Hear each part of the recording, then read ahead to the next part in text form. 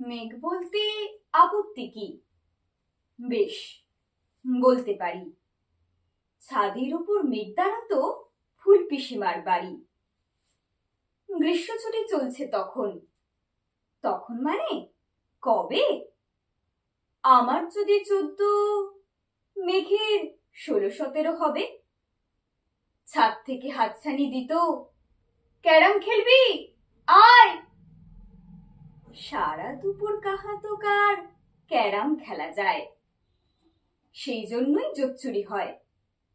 হ্যাঁ, জোচ্চুরি হতো। আমার যদি 14, মেঘের 15-16 মতো। ঘুরিয়ে নিতে জানতো খেলা শক্ত ঘুটি পেলে, জায়গা মতো সরিয়ে নিত আঙুল দিয়ে ঠেলে। শুধু আঙুল, বোর্ডের ওপর লম্বা ফ্রকের ঝুল, ঝপাং ফেলে ঘটিয়ে দিত ঘুটির দিক ভুল। এইখানে না ওখানে, হ্যাঁ এইটা না ওইটা। ঝাঁপিয়ে পড়ে ছিনিয়ে নিল ঘুটির বাক্সটা। ঘুটিরও সেই প্রথম মরণ। প্রথম মরা মানে বুঝবে শুধু তারাই যারা ক্যারাম খেলা জানে। চলেও গেল কদিন পরে মেঘ যেমন যায়। কাঠফাটা রোদ দাঁড়িয়ে পড়ল মেঘের জায়গায়। খেলা শেখাও, খেলা শেখাও, হাপিত্যেশ কাক। কলসিতে ঠোঁট ডুবিয়েছিল, জল তো পুড়ে খাক।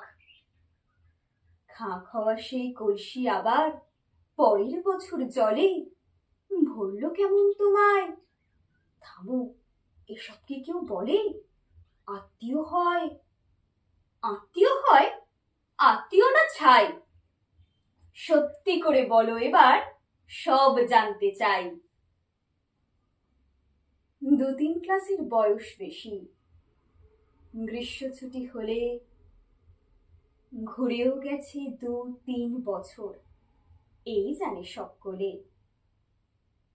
আজকে দগ্ধ গ্রীষ্ম আবার তোমায় বলতে পারি, মেঘ দেখতাম ছাদের ঘরে ফুল পিসিমার বাড়ি।